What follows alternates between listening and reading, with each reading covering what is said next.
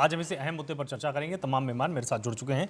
Doctor Mohammad अमीन मेरे साथ हैं, पूर्व राजनयिक के तौर पर मेरे साथ यहाँ पर जुड़े हुए हैं। बहुत स्वागत है आपका अमीन साहब। इसके साथ ही कमांडर डॉक्टर भूषण दीवान जी मेरे साथ हैं, डिफेंस एक्सपर्ट के तौर पर मेरे साथ जुड़े हुए हैं।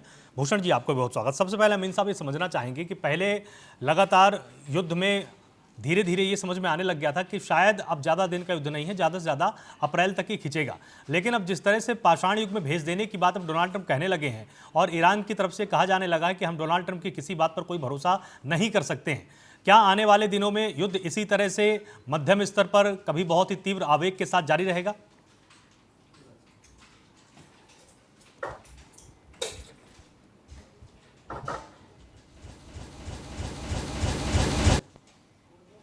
फोन शायद आपका म्यूट है।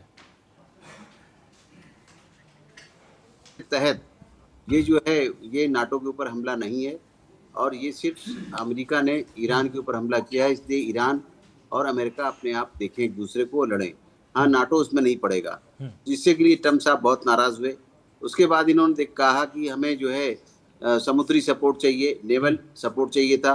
उसको सारे कंट्रीज ने, जितने टॉप क्लास के कंट्रीज थे इंक्लूडिंग ऑस्ट्रेलिया, चाइना, जो भी कंट्रीज थे, फ्रांस, इटली, तो उन्होंने साफ मना कर दिया कि साहब हम आपके साथ नहीं हैं। उन्होंने डिक्लाइन कर दिया। अब इस बात से देखकर ये अकेले पड़ गए। और जहाँ तक सवाल है इस बात का, अकेले के साथ साथ में आप देखिए कि ये कह रहे थे सिविल वार कराने की, यहाँ ईरान में बात उल्टा हो गया। इनके यहाँ 3000 से ज़्यादा जो इनके अच्छे इंपॉर्टेंट सिटीज़ हैं, उनमें इंक्लूडिंग न्यूयॉर्क के टाइम स्क्वायर में इंक्लूडिंग, वहाँ पर इनके प्रदर्शन हो रहे हैं। जनता वहाँ पर परेशान है, त्राही त्राही कर रही है। वहाँ पे हर चीज़ के रेट बढ़ चुके हैं, चाहे वो ऑयल हो या और भी चीज़ें हैं, दवाइयाँ हैं। एक्सपोर्ट जो रुक गया हुआ है हरमुज़ पे, वहाँ भी रुक गया है और एक्सपोर्ट ना लोग कर रहे हैं, ना आ रहा है, ना जा रहा है। तो वहाँ पे एक्सपोर्टर्स भी परेशान हैं, इम्पोर्टर्स भी परेशान हैं और वहाँ पे जनता के अंदर हाहाकार उल्टा अमेरिका के अंदर। और अमेरिका जो है, जो लड़ाई लड़ने के मूड में था, वो पीछे से आता है कि एक शानदार तरीके से झूठ बोल के, जैसे अभी तक ट्रम्प साहब झूठ बोलते आए हैं, एक और अच्छा झूठ बोलेंगे और उसी दिन ये पीछे पैर कर लेंगे। क्यों? क्योंकि आप देखिए कि आईडीएफ की जो चीफ है, उसने भी ये माना कर दिया कि हमारी फौजें लड़ने को अब थक चुकी हैं, अब हम नहीं लड़ना चाहते। लेकिन जहाँ तक सवाल है, ईरान की जो मिसाइल अटैक हैं वो लगातार जारी हैं। इनके सारे जो खाड़ी देशों के इनके ठिकाने थे, जहाँ से बेसिस बना रखे थे, इन्होंने सोचा था यहाँ से हमें सपोर्ट मिलेगा, उसको भी सबसे पहले ही चांस में उसने, ईरान ने उनको ध्वस्त कर दिया। और चाहे वो इंक्लूडिंग सऊदी हो, चाहे वो कुवैत हो, ये सोच रहे थे, ये और इजराइल दोनों मिलकर ये सोच रहे थे कि अगर ईरान इन पे अटैक करेगा तो इसकी जवाबी कार्रवाई ये लोग करेंगे। लेकिन वो जानते हैं कि उन्होंने साफ कह दिया, ये हमारे भाई बंद हैं, हम इन पे नहीं करेंगे, हम सिर्फ अमेरिकन बेसिस पे करेंगे, एम्बेसीज पे करेंगे। तो इसीलिए उन्होंने अपने सारे एम्बेसीज के लोगों को बुला लिया अपने कंट्री में। और आज आप देख रहे हैं कि ना तो इधर जाने में है, ना उधर जाने में है। जिधर जाते हैं इधर कुआं है, उधर उधर खाई है। तो अगर ये सारी इनकी दादागिरी पूरी दुनिया में जो छाए हुए थे कि भाई एक बहुत ही इंपॉर्टेंट ताकत है दुनिया की नंबर 1 की, वो आज उनकी साख गिरती हुई दिखाई दे रही है। इसीलिए उन्होंने एक प्रेस कॉन्फ्रेंस करके अपने कंट्री के लोगों को समझाने की कोशिश की कि देखिए हमने ये कर दिया है।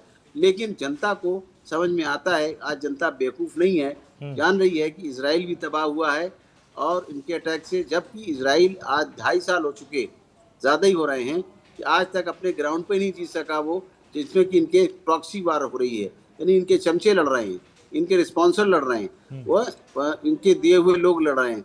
अब वो डायरेक्ट ईरान से कैसे लड़ पाएंगे? ठीक है, इन्होंने अपने अटैक किए, लेकिन उन्होंने वहाँ पर इंटरनेट वगैरह सब बंद कर दिया है, जिस चालाकी से ये उनके जो पोजीशन से वो ले लेते थे अपने जासूसों की तरह, उन जासूसों को उन्होंने मारा भी है। 200 मरीन लाए थे ये इनके खरमुज आइलैंड पे, वहाँ भी उनको मार गिराया गया और उनका अता पता नहीं है। इसीलिए वो अब ज़मीन की लड़ाई में चाह रहे हैं कि हम अपने मैरीन उतार दें।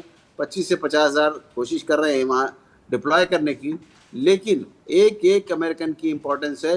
ये और कोई कंट्री नहीं दुनिया का जिसमें कि अमेरिकन कोई एक जान जाती है।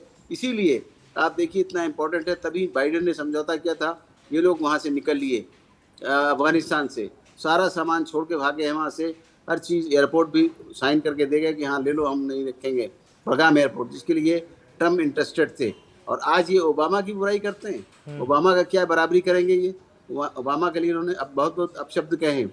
सऊदी अरब के किंग के लिए उन्होंने और अपशब्द कहे हैं, नाटो के लिए और अपशब्द कहे हैं। ये क्या तरीका है? कोई प्रोटोकॉल नहीं है, कोई वो नहीं है। जैसे मैं पहले भी कह चुका हूँ कि ट्रम्प साहब को सिर्फ एक बिजनेस नजर आता है, ना पॉलिटिक्स नजर आती है, ना ही डिप्लोमेसी नजर आती है, ना पॉलिटिक्स नजर आती है। सिर्फ उनको नजर आता है जिसका कि उन्होंने 3 दिन पहले कहा कि हमें ईरान से तेल चाहिए। जैसे कि ये वेनेजुला से लेके आए थे तेल का भंडार और उसके राष्ट्रपति को अरेस्ट कर लिया था। ये वो कंट्री नहीं है, ना ये इराक है।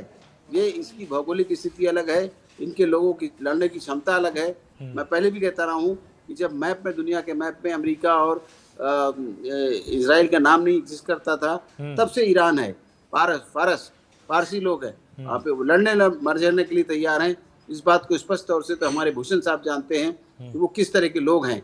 हम लोग तो सिर्फ जाते हैं तो डिप्लोमेसी में ऊपर ऊपर बात होती है, टॉक होती है, मीटिंग्स होती हैं, लेकिन अंदर की गहराई को समझा सकेंगे अच्छी तरीके से हमारे भूषण साहब कि उनके डिफेंस एक्सपर्ट क्या हैं, किस तरह की लड़ाई लड़े, क्योंकि आज तक लड़ाई जो है कम नहीं हो पाई है। चाहे जितना ही कोशिश करें कि हमने उनको हरा दिया है, हमने मार दिया है, उनकी हमने नेवी खत्म कर दी, हमने उनको एयरफोर्स खत्म कर दिया, लेकिन देखिए आज भी वो रह के उनके फायर करते हैं और रह के चढ़ाई कर रहे हैं उनके ऊपर ईरानी। बिल्कुल भूषण जी, जिस तरह से देखिए अमीन साहब ये निश्चित तौर पर ये बिल्कुल क्लियर पिक्चर एक तरह से क्रिएट कर पाए कि ईरान को लेकर जो भ्रम था अमेरिका के मन में, उस भ्रम को तो ईरान ने दूर कर दिया है। अब जो डिप्लोमेसी है डोनाल्ड ट्रंप की, उस पर भी बहुत सारे संदेह पैदा हो जाते हैं कि कभी अमेरिका के लिए ही बुरा बोलते हैं, अपने राजनेताओं के लिए बुरा बोलने लग जाते हैं, अपने सहयोगी देशों के लिए बुरा बोलने लग जाते हैं। तो क्या इससे साबित होता है कि कोई एक विशिष्ट कूटनीति इनकी थी नहीं?